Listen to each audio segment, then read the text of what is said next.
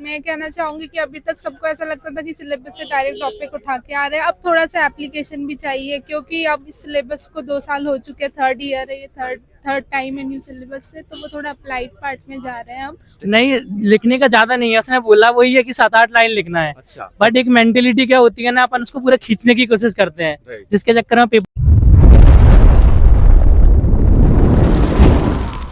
Hi everyone, मैं आपका दोस्त कुमार अर्जुन यादव एक बार फिर से आपका स्वागत करता हूं। जैसा कि आपको बताया, आज मेंस का 4th पेपर है, तो मैम से जानेंगे कैसा क्या पेपर रहा, कैसा लेवल देखने को मिला, क्या पहले से जो उम्मीदें थी वैसा पेपर आया, टफ आया, इजी आया, तो सारा कुछ हम डिस्कस करने वाले हैं। इंटरव्यू शुरुआत करने से पहले मेंशन करना चाहूँगा, अगर आप टेलीग्राम चैनल से नहीं जुड़े हैं तो डिस्क्रिप्शन में लिंक दिया गया है, वहाँ से जुड़ जाइए, क्योंकि टॉपर्स के जो नोट्स हैं हम शेयर करते रहते हैं। चलिए हम शुरुआत करते हैं। मैम, आपकी शुभ नाम? मेघावी वर्मा। कैसा रहा पेपर? मेरा पेपर अच्छा रहा। जो जैसे पढ़ के आए थे, जैसा उम्मीद था कि हाँ अच्छा पेपर आएगा, ऐसा देखने को मिला या टफ था? मेरे लिए टफ नहीं था, क्योंकि मैं अप्लाइड एथिक्स की प्रिपरेशन करके आई थी। जैसे कि हमने 2020 में देखा था, काफ़ी डायरेक्ट डेफिनेशंस पूछ ली गई थी, स्टीरियोटाइप, ऑर्थोडॉक्स, ये सब।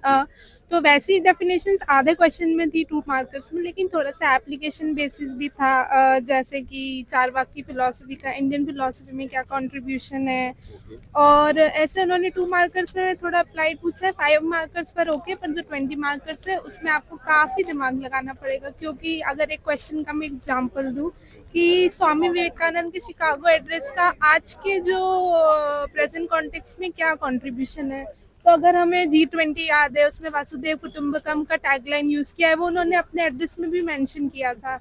तो ऐसी चीज़ें अगर हम मेंशन करते, अगर हमें करंट अफेयर्स नहीं पता होता, अगर हमने G20 को उससे कनेक्ट नहीं किया, तो हम प्रेजेंट कॉन्टेक्स्ट को कैसे बताएंगे। दूसरी बात है कि वो service to man and service to god का टैगलाइन है, उस एड्रेस में उन्होंने बताया था। तो हम जैसे पैंडेमिक में कैसे लोगों की सेवा कर सकते हैं, ये एथिकल डायमेंशंस हम जोड़ेंगे। तो अप्लाइड एथिक्स 20 मार्कर्स में मेरे हिसाब से पूछा गया। इसमें से कौन सा पोर्शन आपको टफ लगा या फिर? देखिए, मुझे तो कुछ टफ नहीं लगा, क्योंकि एथिक्स मेरा काफ़ी फेवरेट सब्जेक्ट है और मेरी प्रिपरेशन अच्छी थी। बाकी मैं ये कहूँगी कि केस स्टडीज में भी अगर एक एक क्वेश्चन छोड़ दी जाए, एक एक क्वेश्चन डायरेक्ट सॉल्व हो सकते थे पैसेज से, वरना पहले 2020 में हमने ऐसे पैसेज देखे थे अनसीन पैसेज की तरह, कि उसी में से आंसर मिल जाएंगे, वैसे नहीं थे।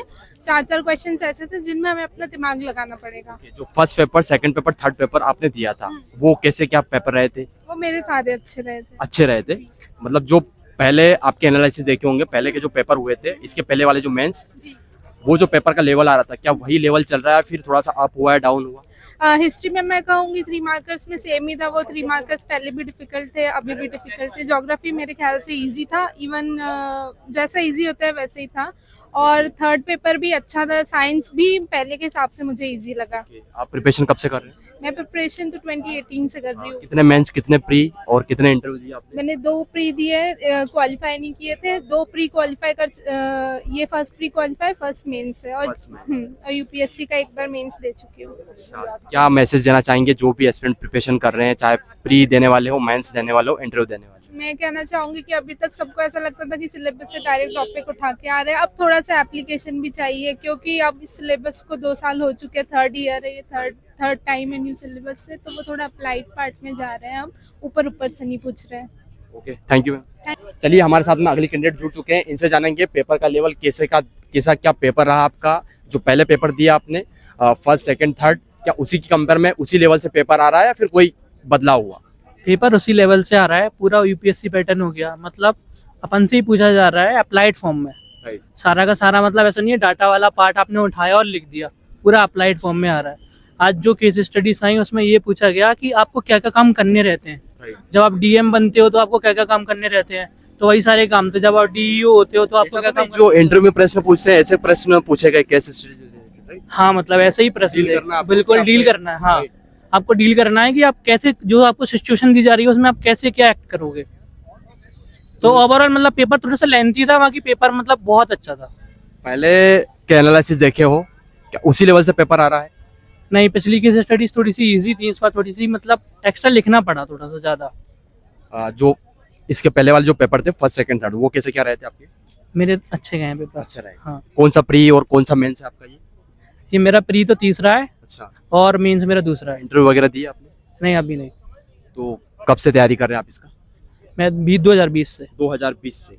इतने कम समय में मेंस लिख रहे हो, प्री दिया आपने, प्री क्वालिफाई किए, कैसे? 2020 का मेरा प्री नहीं निकला था, 21 का निकला, 22 का निकला। हम टॉपर से पूछते हैं जो सिलेक्शन होता है, लेकिन आज आप मेंस दे रहे हो, तो आप बताइए कि क्या रणनीति थी इसके पीछे? रणनीति कुछ नहीं है सर, वो करना, प्लान करना पड़ता है थोड़ा सा स्टडी का।